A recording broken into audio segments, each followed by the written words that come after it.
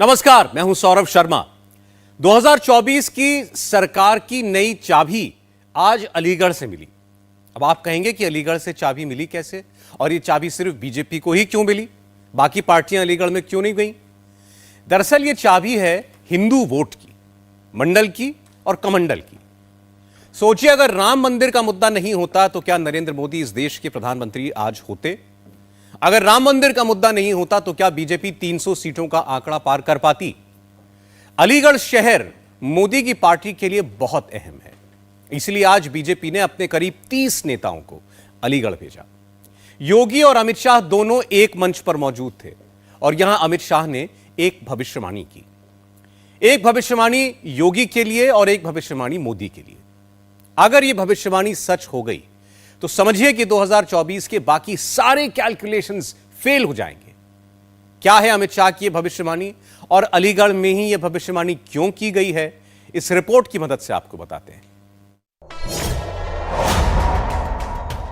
नरेंद्र मोदी और योगी आदित्यनाथ पर क्या अमित शाह की भविष्यवाणी सच होगी?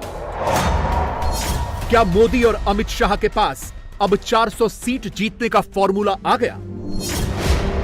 राहुल, सोनिया और खरगे को समझ नहीं आया, केजरीवाल ने कुछ ऐसा प्लान बनाया, क्यों? 2024 का सीट बंटवारा करीब करीब हो गया, किसके हिस्से में क्या आया? 24 का जीपीएस ट्रैकर ऑन, मोदी की टीम ने, राहुल ने, नीतीश ने, केजरीवाल ने, अखिलेश ने, सारे बड़े पॉलिटिकल प्लेयर्स ने सेलेक्ट कर लिया है अपना अपना लोकेशन। 2024 के लिए किसकी क्या चाल है, किसका क्या फॉर्मूला है, किसने क्या शर्त रखी है, कौन किस रूट से आगे बढ़ रहा है? मोदी की टीम 90 से 100% स्ट्राइक रेट रखना चाहती है। इस बार ऐसी ही टीम मैदान में उतारी जाएगी। थोड़ी देर में टीम मोदी का नया लॉन्च पैड आपको दिखाएंगे। केजरीवाल इंडिया गुट में तोड़फोड़ वाली स्क्रिप्ट लिख रहे हैं। लेह लद्दाख में राहुल पारिवारिक फॉर्मूले पर आगे बढ़ रहे हैं। लखनऊ में अखिलेश ओबीसी को अपने पाले में करो वाला मंत्र पढ़ रहे हैं। अलीगढ़ में योगी कैबिनेट के टॉप मिनिस्टर्स, अमित शाह और मोदी कैबिनेट के टॉप मिनिस्टर्स मंडल प्लस कमंडल 24 में मंगल ही मंगल वाला प्लान एग्जीक्यूट कर रहे हैं। बिहार में नीतीश की टीम अपनी ही गेम में कैसे फंस गई है, सब समझाएंगे, लेकिन सबसे पहले क्लियर पॉलिटिकल पिक्चर दिखाते हैं।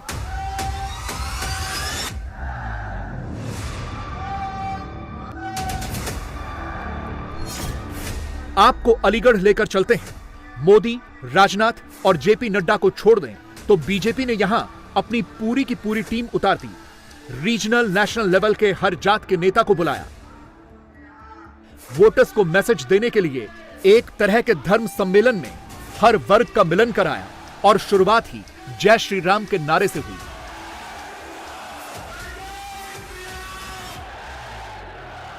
यूपी की 80 सीटें भारतीय जनता पार्टी की झोली में डालने के प्रण के साथ मुट्ठी भीजिए और प्रचंड आवाज से बोलिए, भारत माता की जय श्री राम, जय श्री राम। श्री राम लला के दर्शन और उसके बाद राजा राम का अभिषेक, ये सौभाग्य राम जी की कृपा से ही मिलता है। मोदी और मोदी की पूरी टीम का स्पेशल फोकस यूपी क्यों है?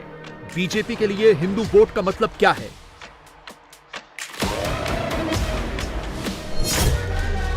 राम मंदिर आंदोलन में अहम भूमिका निभाने वाले कल्याण सिंह के गढ़ में बीजेपी के दिग्गज नेताओं के जमावड़े का संकेत किस ओर है?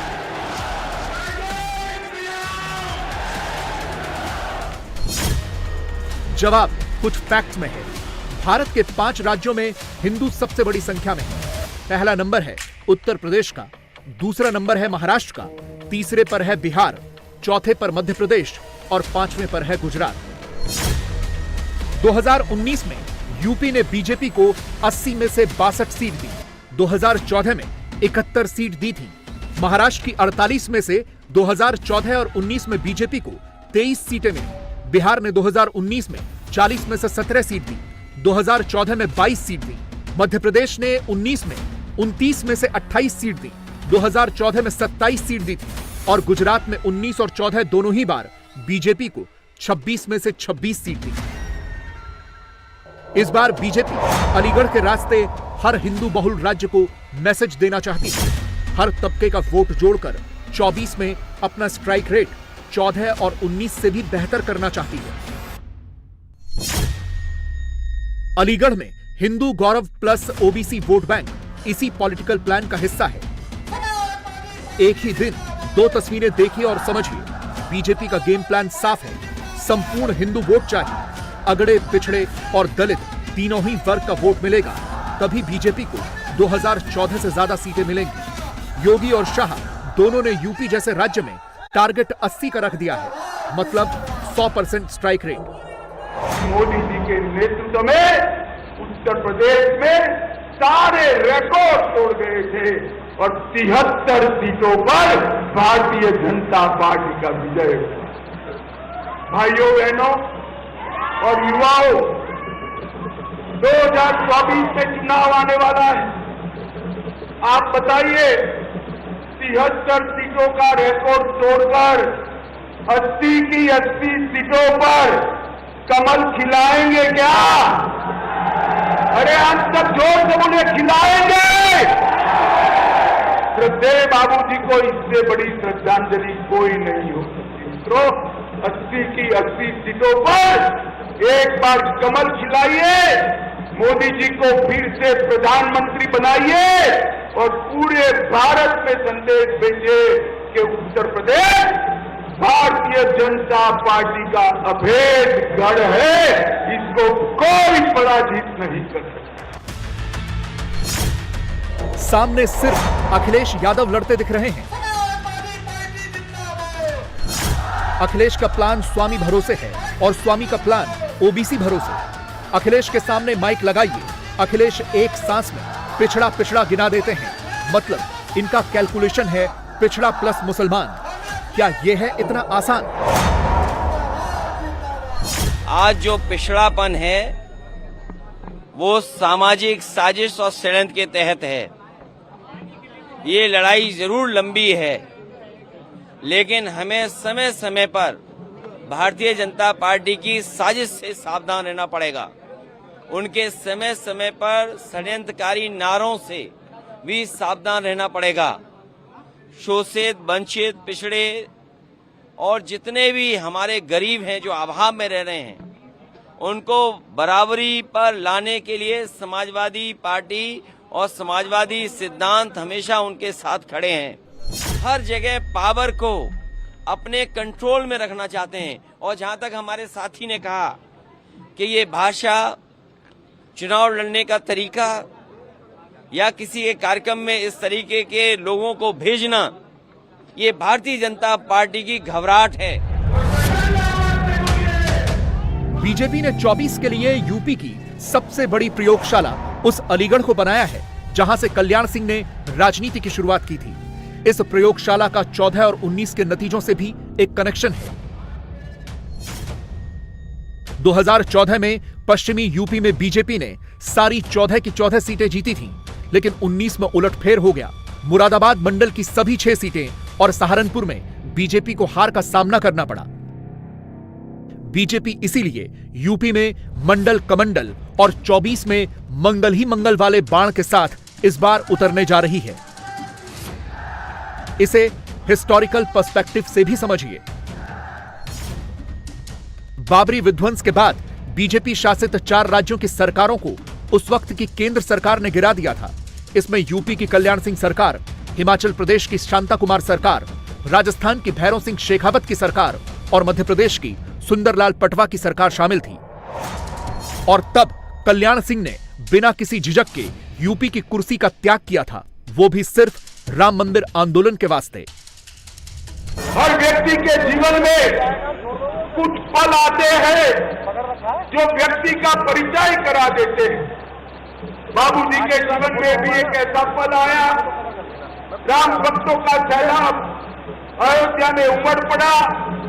बात आपे के बाहर गई। सब लोगों ने दबाव बनाया कि गोलीबार कर गोलियां चलाकर कार सेवकों को रोका जाए, और बाबूजी ने वो पल जो उनका परिचय कराता है, निर्णय लिया कि मैं गोली नहीं चलाऊंगा, मैं मुख्यमंत्री पद त्याग। और मित्रों, ये बहुत बड़ा संदेश उन्होंने देने का काम किया है। आज हम सबको आनंद है कि नरेंद्र मोदी जी के नेतृत्व में 2024 के शुरू में ही रामलला 550 साल के बाद अपने निज घर के अंदर, अपने भव्य मंदिर के अंदर विराजेंगे। जिस वक्त बाबरी विध्वंस हुआ, उस वक्त देश की राजनीति में बीजेपी 120 सांसदों वाली पार्टी थी। 96 आते आते नंबर्स 161 पर पहुंच गए। 98 में 182 हो गए। 2004 और 2009 में नंबर्स घटे। बीजेपी 2004 में 138 और 2009 में 116 सीटों पर आ गई। लेकिन फिर आई मोदी नाम की लहर। नतीजा यह हुआ कि 2014 में 282 और 2019 में 303 सीटें जीतकर बीजेपी ने पूरा गेम चेंज कर दिया। यानी पहले कमंडल लेकर 150 प्लस का आंकड़ा टच करने वाली बीजेपी अब मंडल कमंडल और मोदी के नाम पर 300 प्लस और उससे ज्यादा का टारगेट लेकर चल रही है। और हर 2 दिन में भव्य राम मंदिर का अपडेट मिलता रहता है। राम मंदिर निर्माण की नई नई तस्वीरें आती रहती हैं। भगवान श्री राम के भव्य मंदिर के निर्माण का कार्य युद्ध स्तर पर चल रहा है और अगले सत्र में 2024 के जनवरी माह में 500 वर्षों का इंतजार समाप्त करके भगवान श्री राम पहली बार अपने भव्य मंदिर में विराजमान होकर के हम सबको आशीर्वाद दे रहे होंगे। यानी साधारण भाषा में कहें तो एक वेव राम मंदिर के नाम पर आई थी और 14 और 19 के बाद 24 के लिए जो दूसरी वेव है वो नरेंद्र मोदी के नाम की है। पहले सिर्फ मंदिर था, अब मंदिर भी है और मोदी भी है। दर्शन राम कपिवर वचनाश्वासित राम। राम राम जय जय श्री राम। राम राम जय जय श्री। तीसरा अधूरा काम था राम जन्मभूमि का मंदिर। पिछले कांग्रेस पार्टी आजादी के बाद से राम जन्मभूमि के मसले को अटका रही थी, भटका रही थी, लटका रही थी। मोदी जी ने राम जन्मभूमि के मसले को कोर्ट का जजमेंट लाकर, कोर्ट का जजमेंट आते ही एक दिन बड़े सवेरे खून का कतरा बहाए बगैर प्रभु श्री राम के मंदिर का भूमि पूजन करने का काम कर दिया।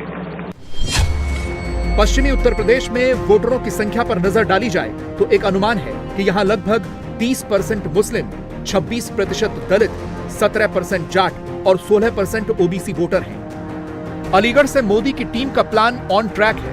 हिंदू मतदाताओं को साधने के लिए ही अलीगढ़ में मंच सजाया गया। दलितों की, पिछड़ों की बात की गई और दिल्ली में यही मैसेज मोदी की तरफ से भी भिजवाया गया। सिर्फ 5 साल के भीतर ही भारत में 13.5 करोड़ भारतीय गरीबी रेखा से ऊपर आ गए हैं। पिछले 9 वर्षों में लोगों की औसतन आय में भारी बढ़ोतरी हुई है।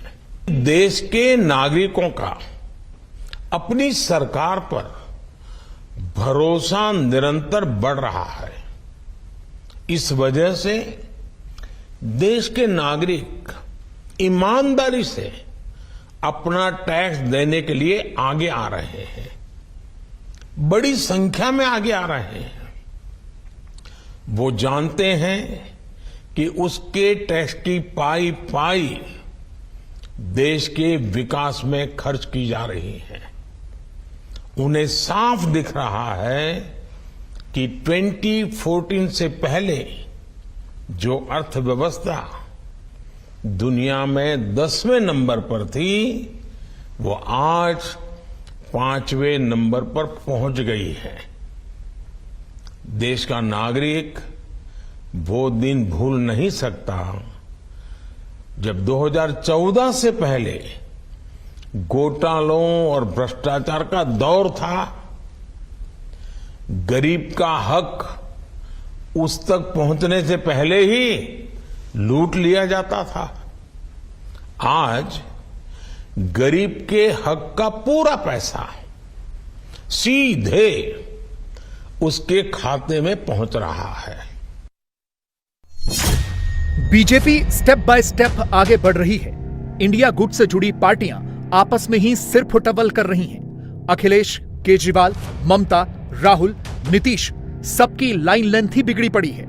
मुंबई में इंडिया गुट की अगली मीटिंग से पहले ही इतने कॉन्फ्लिक्टिंग बयान आ रहे हैं जो उस गुट के खड़ा होने से पहले ही गिरने के संकेत दे रहे हैं।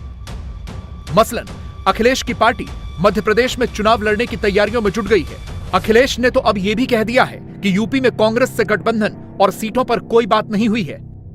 समाजवादी पार्टी पिछली बार चुनाव लड़ी थी, हमारे एक विधायक थे, कई जगह हम नंबर 2 पे थे। जिस समय कांग्रेस की सरकार बननी थी, सबसे पहले चिट्ठी लिख करके अगर कांग्रेस की सरकार बनाने के लिए किसी का समर्थन मिला था तो वो समाजवादी पार्टी का था। और जहां समाजवादी पार्टी का संगठन है, जहां समाजवादी पार्टी नंबर 1 पर और नंबर 2 पे रही है, वहां जरूर समाजवादी पार्टी चुनाव लड़ेगी। अभी गठबंधन और सीटों पे बात उतनी नहीं हुई जितनी आप बना रहे हो।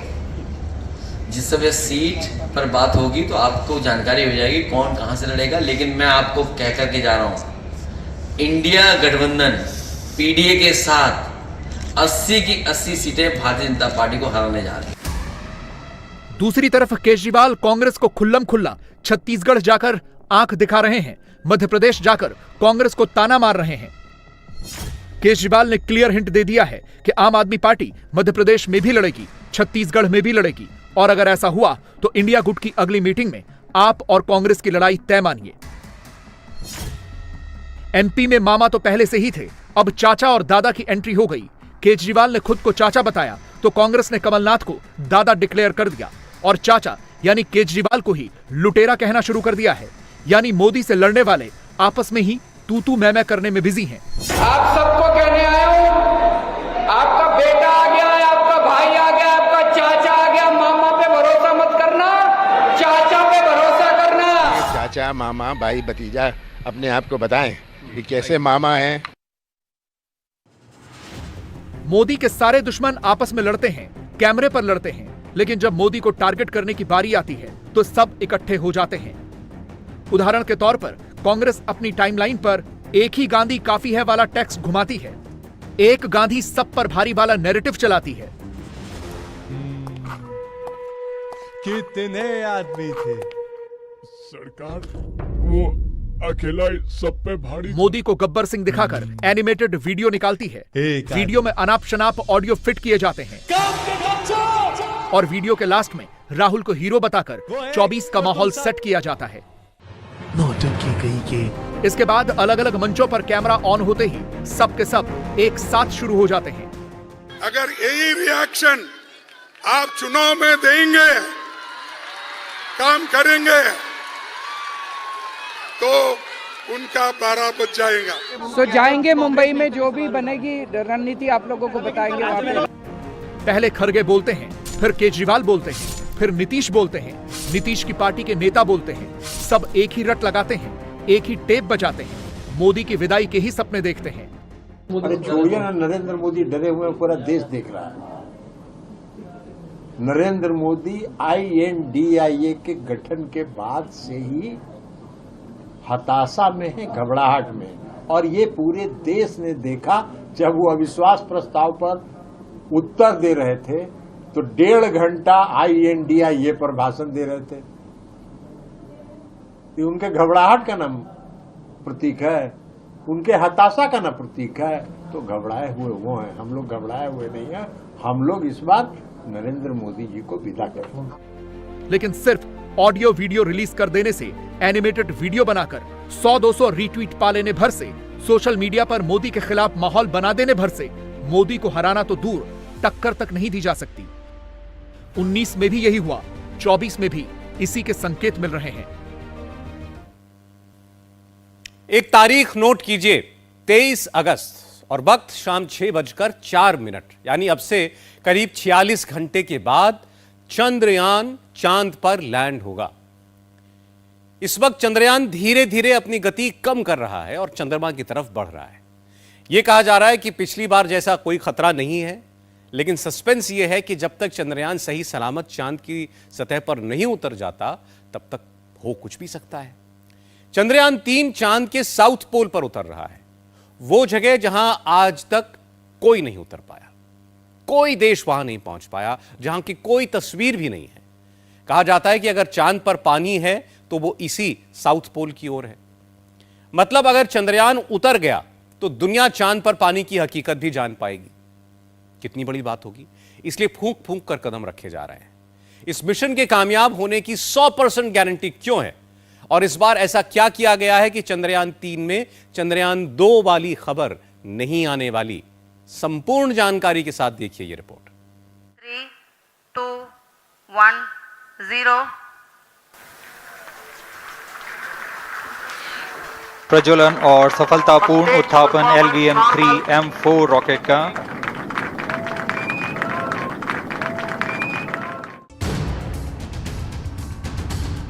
चौदह जुलाई को शुरू हुई चंद्रयान 3 की यात्रा खत्म होने में अब बस 48 घंटे से भी कम का वक्त बचा है। जहां रूस का स्पेसक्राफ्ट नहीं पहुंच पाया, भारत का चंद्रयान कैसे पहुंचेगा? यहां तक तो चंद्रयान 2 भी पहुंच गया था। क्या चंद्रयान 3 की सॉफ्ट लैंडिंग होगी? चंद्रयान 2 में ऐसी क्या गलती हुई थी जो चंद्रयान 3 में नहीं होगी? अगर सब कुछ फेल हो गया तब भी चंद्रयान के लैंडिंग की गारंटी क्यों है? चंद्रमा की सतह पर 8 से 10 किलोमीटर के गड्ढों से कैसे बचेगा चंद्रयान 3? सब सवालों के जवाब मिलेंगे, लेकिन उससे पहले गुड न्यूज यह है कि चंद्रयान 3 बिल्कुल सही काम कर रहा है। यह तस्वीरें चंद्रयान 3 ने आज ही भेजी हैं। चांद की सतह की बिल्कुल ताजा तस्वीरें हैं। इसरो ने बताया है कि यह तस्वीरें 19 तारीख को खींची गई थीं। खास बात यह है कि यह चांद का वो हिस्सा है जो पृथ्वी से हमें नहीं दिखता। चांद की सतह पर कितने बड़े बड़े गड्ढे हैं, यह इन तस्वीरों में दिख रहा है। जिस कैमरे की मदद से ये तस्वीरें खींची गई हैं, वो चंद्रयान 3 के लैंडर विक्रम का कैमरा है, जिसका नाम है lander hazard detection and avoidance camera, यानी LHDAC। ये कैमरा इसलिए महत्वपूर्ण है क्योंकि इसी की मदद से चंद्रयान 3 चांद पर लैंड होगा। इसी कैमरे की मदद से चंद्रयान 3 अपने उतरने की जगह खोजेगा।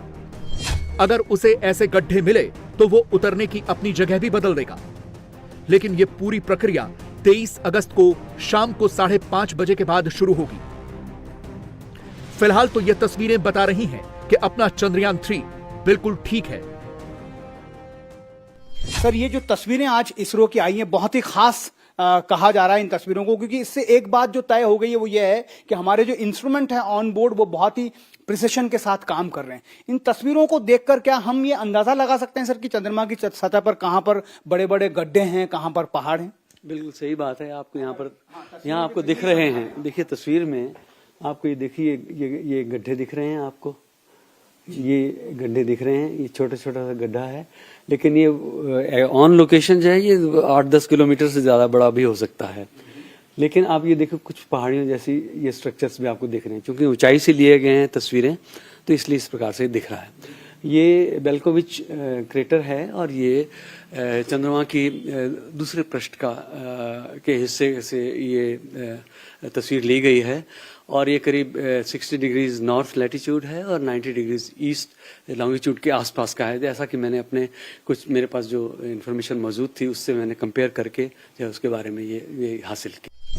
इसी कैमरे से जब आखिरी के कुछ मीटर बचे होंगे तब तस्वीरें ली जाएगी और उस वक्त जो हमारा लैंडर मॉड्यूल विक्रम है वो ढूंढेगा उस जगह को जहां पर उसे सॉफ्ट लैंडिंग करनी है और उसके बाद में वहां से टच डाउन शुरू होगा और उन जो तस्वीरों को जो LHDAC कैमरा खींचेगा उससे मिलान किया जाएगा और उसके बाद वो समतल जगह ढूंढी जाएगी जहां पर विक्रम लैंडर सॉफ्ट लैंडिंग करेगा। तो आज जो तस्वीरें आई है वो एक तरह से कह सकते हैं कि टेस्ट इमेजेस थी, लेकिन कॉन्फिडेंस जो है इसरो के वैज्ञानिकों का वो बहुत बड़ा होगा क्योंकि कैमरा जिस तरीके से वैज्ञानिक चाहते हैं उसी तरीके से काम कर रहा है। बहुत शार्प पिक्चर्स वहां से जो है हमें भेजी गई हैं, इसलिए इसरो के वैज्ञानिकों को उम्मीद है कि जब वो आखिरी के क्षण होंगे तब भी ये कैमरा जो है अपनी पूरी क्षमता के साथ काम करेगा और हम विक्रम लैंडर की सॉफ्ट लैंडिंग को सुनिश्चित कर पाएंगे।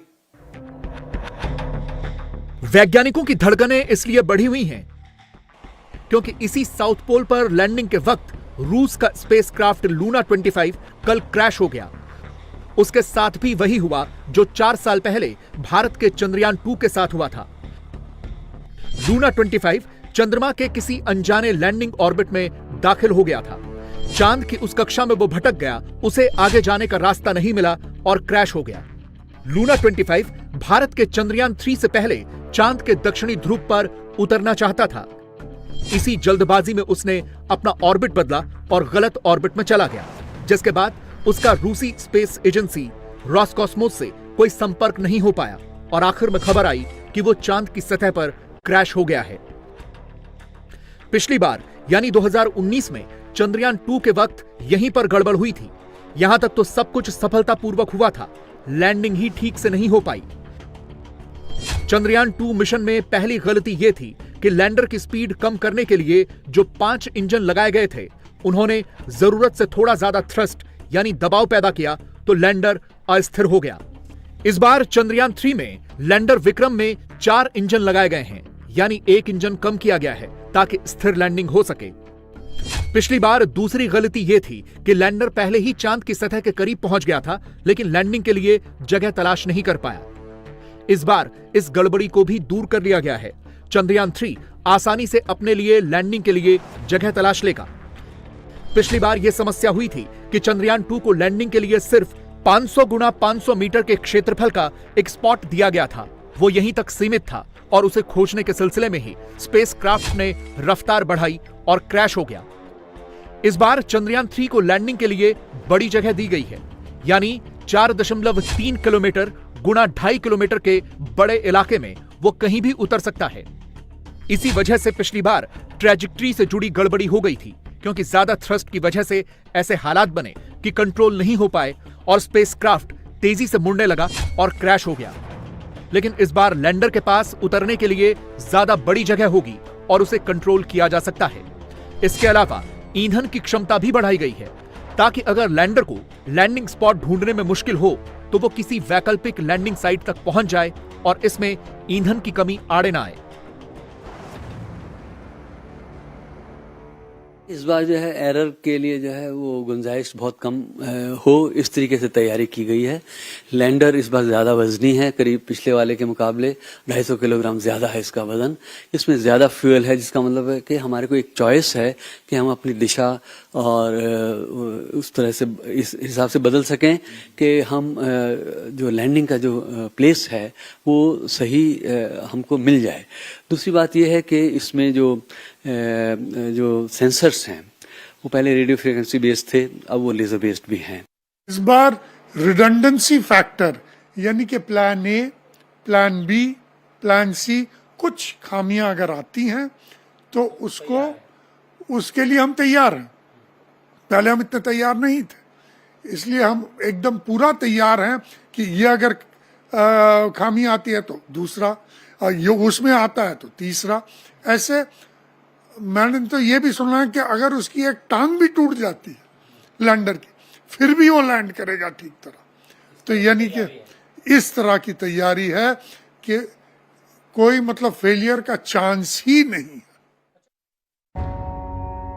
अभी चंद्रयान चांद की सतह से मिनिमम 25 किलोमीटर दूर है।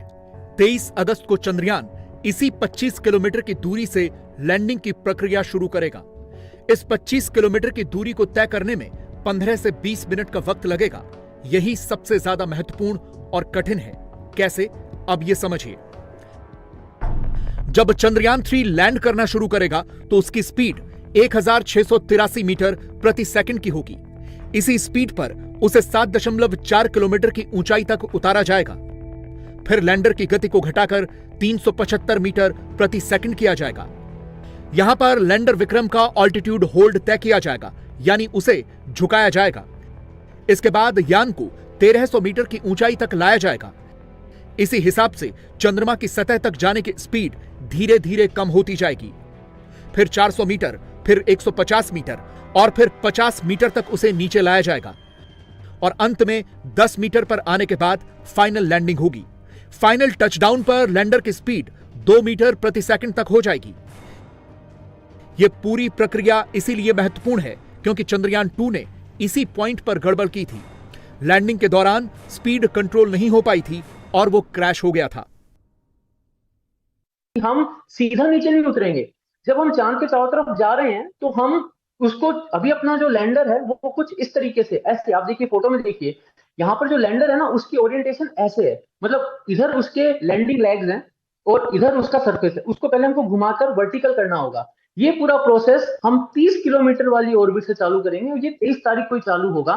तो हम अपने लैंडर को इस पोजीशन से, ऐसी वाली पोजीशन से वर्टिकल में करेंगे और वर्टिकल पोजीशन में करने के बाद फिर हम जो है डिसेंट करेंगे, जब उसको कहते हैं जो सॉफ्ट लैंडिंग वाला फेज होता है, और जाके फिर टच डाउन होगा। ये पूरा प्रोसेस 18 मिनट लेने वाला है, तकरीबन 18 मिनट। तो लैंडर की लेग्स के अंदर सेंसर लगे हुए हैं, लैंडिंग सेंसर्स। तो जैसे ही टच डाउन होगा तो वो लैंडिंग सेंसर बताएंगे भाई हमने जमीन को टच कर दिया, क्योंकि वहां पर वो अभी अपने कंट्रोल में नहीं है, वो ऑटोनोमस चल रहा है, ऑनबोर्ड कंप्यूटर उसको कंट्रोल कर रहा है। तो वो बताएगा लैंडर को कि भाई टच डाउन हो गया है। जैसे ही टच डाउन हुआ तो लैंडर अपने सिस्टम्स को चेक करेगा, फिर रैंप खुलेगा। जो अपना रोवर है वो उस रैंप के ऊपर बंधा हुआ है। तो जब रैंप पूरा खुलेगा फिर रैंप नीचे आ जाएगा, एक एंगल पे स्लांट इंक्लाइन बनेगा और रोवर उसके ऊपर नीचे उतरेगा। तब तक रोवर जो है वो एक वायर मैकेनिज्म के थ्रू लैंडर से बंधा रहेगा। फिर जब वो रोवर पूरा नीचे उतर जाएगा, सतह पे उतर जाएगा, तो फिर उसको रिलीज कर दिया जाएगा। लैंडर आगे जाएगा और रोवर आगे जाएगा। रोवर के ऊपर कैमराज होंगे, वो लैंडर की फोटो खींचेंगे। लैंडर के ऊपर कैमराज होंगे, वो रोवर की फोटो खींचेंगे। दोनों एक दूसरे से कम्युनिकेट करेंगे और वो सारी तस्वीरें हमें मिलेंगी। ये लैंडिंग चंद्रमा के उस हिस्से में हो रही है जहां आज तक कोई नहीं पहुंच पाया। इसे मून का डार्क साइड कहते हैं। यह चंद्रमा का वो इलाका है जहां पानी, बर्फ और कई तरह के मिनरल्स हो सकते हैं। चंद्रयान 3 के विक्रम लैंडर के पास 4 तरह के वैज्ञानिक उपकरण हैं जो अलग अलग काम करेंगे, जिनमें से पहला उपकरण चंद्रमा के भूकंपों की स्टडी करेगा, जबकि दूसरा उपकरण यह स्टडी करेगा कि चंद्रमा की सतह गर्मी को गुजरने कैसे देती है। तीसरा चंद्रमा की सतह के पास प्लाज्मा एनवायरनमेंट की स्टडी करेगा और चौथे उपकरण की मदद से वैज्ञानिक चांद और पृथ्वी की दूरी को एक्यूरेसी से नाप सकेंगे। इसके अलावा लैंडर और रोवर एक दूसरे के साथ डायरेक्ट कांटेक्ट में भी होंगे। जिस चंद्रयान 2 को तब असफल बताया गया था, अब यह भी साफ हो गया है कि वो मिशन पूरी तरह से फेल नहीं हुआ था। बहुत से लोगों को यह बात शायद न पता हो, लेकिन चंद्रयान 2 का ऑर्बिटर अभी भी चंद्रमा के चक्कर लगा रहा है और वहां का डेटा भेज रहा है। और चंद्रयान 3 के मिशन में यही ऑर्बिटर काम आएगा। इसरो ने जानकारी दी है कि चंद्रयान 3 का लैंडर विक्रम चंद्रयान 2 के ऑर्बिटर के संपर्क में आ गया है। दोनों के बीच में एक सफल संपर्क हो गया है, यानी चांद पर उतरने की दिशा में चंद्रयान 3 एक कदम और आगे बढ़ गया है। कि चंद्रयान 2 का जो अनुभव है ना, लोगों को लगता है कि वो फेल हुआ है या आंशिक, पार्शियल, जो भी कह लें आप, लेकिन वो ऐसी बात नहीं है। चंद्रयान 2 का ऑर्बिटर आज भी स्वस्थ है और काम कर रहा है और इसका सहायता भी कर रहा है। जब और आप हम बात कर रहे हैं आज, तब दोबारा दोनों ने आपस में बात करने के लिए कांटेक्ट भी एस्टैब्लिश कर लिया है, चंद्रयान 3 के लैंडर ने और चंद्रयान 2 ने, जो अब अगले कई दिनों तक संपर्क बना रहेगा। तो वो जो 2 किलोमीटर के ऊपर पहुंचते पहुंचते रह गया था, तब तक का पूरा डेटा तो इसरो के पास है। उसके आधार पे उन्होंने उसमें जो गड़बड़ियां होने के, जो समस्याओं का जो आकलन किया है, उसको बेहतर कर दिया है। इसलिए आप कॉन्फिडेंटली कह पा रहे हैं। लेकिन अंतरिक्ष एक चुनौतीपूर्ण है। जब तक आप उतर नहीं जाएंगे तब तक आपकी सांसें थमी रहेंगी। और ये पूरी दुनिया के लिए प्रेरणा की बात है कि कम लागत में हम कैसे कम करके दिखाने वाले हैं। चांद हमेशा से इंसान के लिए कौतूहल का विषय रहा है, इसीलिए चांद पर उतरने का मतलब सॉफ्ट पावर भी है। जिस दौर में रूस और अमेरिका महाशक्ति थे, तब वो होड़ करते थे। अब इस रेस में भारत भी है। अब तक 100 से ज्यादा अंतरिक्षयान चांद पर भेजे जा चुके हैं। 24 इंसानों ने चांद की सैर की है। इनमें से 12 लोग तो इसकी सतह पर चले भी हैं। चांद से अब तक 382 किलो मिट्टी और पत्थर धरती पर एक्सपेरिमेंट के लिए लाए जा चुके हैं। और अब भारत तो एक नया ही रिकॉर्ड बनाने जा रहा है। चांद के इस दक्षिणी ध्रुव पर अब तक कोई नहीं उतर पाया। कल रूस ने कोशिश की मगर असफल रहा। चांद पर वैसे भी अभी तक सिर्फ अमेरिका, रूस और चीन ही उतर पाए हैं और पूरी उम्मीद है कि 23 अगस्त को इस लिस्ट में भारत चौथा देश होगा। पर सवाल यह है कि भारत साउथ पोल को ही क्यों टारगेट कर रहा है? भारत का चंद्रयान साउथ पोल पर ही क्यों उतरेगा? इसका जवाब यह है कि चांद के साउथ पोल पर संभावना है कि वहां पानी हो सकता है। पानी को हाइड्रोजन और ऑक्सीजन में तोड़ा जा सकता है। हाइड्रोजन और ऑक्सीजन को मिलाकर शक्तिशाली और स्वच्छ रॉकेट फ्यूल बना सकते हैं। यह भी संभव है कि मंगल ग्रह पर जाने वाले स्पेसक्राफ्ट चंद्रमा पर उतरकर फ्यूल ले सकेंगे। और सबसे बड़ी बात कि चांद पर पानी का मतलब होगा एक नई जिंदगी। दूसरी वजह है कीमती धातुओं के होने की उम्मीद। चांद पर सोना, प्लैटिनम, टाइटेनियम और यूरेनियम हो सकते हैं। यहां पर non radio active helium gas भी बड़ी मात्रा में है। चांद के इस दक्षिणी ध्रुव पर ऐसी भी धातुएं हैं जो इलेक्ट्रॉनिक्स बनाने में काम आ सकती हैं। फर्दर अंतरिक्ष में यात्रा करने के लिए आपको एक ऐसा स्टेशन बनाना है जहां आप रुक सकें, आपकी चीजों की रिफ्यूलिंग हो, आप वहां तैयार हो और फिर मंगल और आगे की ग्रहों की यात्रा करें। तो चांद पे पानी का मिलना सबसे उपयोगी रिसर्च का नतीजा, जो हमारे चंद्रयान 1 की डिस्कवरी का हिस्सा था। उसकी पुष्टि के लिए आपको उतर के वहां की मिट्टी का अध्ययन करना, पानी का पुष्टि करना कि पानी किस फॉर्म में है, उसके सिग्नेचर्स के आधार पर, और फिर वहां पे जो भूकंप होते हैं चांद की कक्षा के बाद, हम सतह की बात करें, सबसे सरफेस पे, तो जो जियोलॉजिकल एक्टिविटीज हैं, सीस्मिक एक्टिविटीज हैं, उनका अध्ययन करना। और आप देखेंगे इस एनिमेशन में भी कि उसकी धूल इतनी पतली है, फाइन पाउडर की तरह, कि जब भी कोई स्पेसक्राफ्ट उतरता है तो वो उड़ के खतरा पैदा करती है कि वो स्पेसक्राफ्ट के ऊपर भी बैठ सकती है। तो उस इंजीनियरिंग में महारत हासिल करना। इसीलिए बस अब सिर्फ और सिर्फ 23 अगस्त का इंतजार है, जिस दिन पूरी दुनिया भारत के साथ जय हो कह रही होगी। इंडिया टीवी हर वक्त हर जगह डाउनलोड करने के लिए सर्च करें India TV news Google play store या ऐप स्टोर पर।